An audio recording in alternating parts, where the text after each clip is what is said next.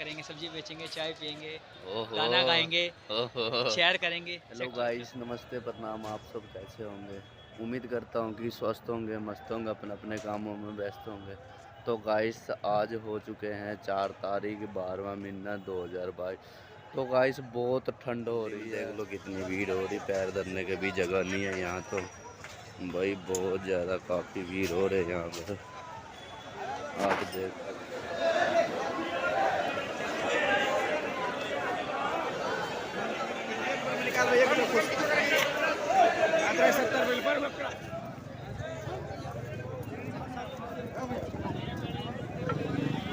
Guys ये भी आया हुआ था मंडी, मंडी में ये मेरे को मिला है। और भाई कहाँ जा रहे हो आप?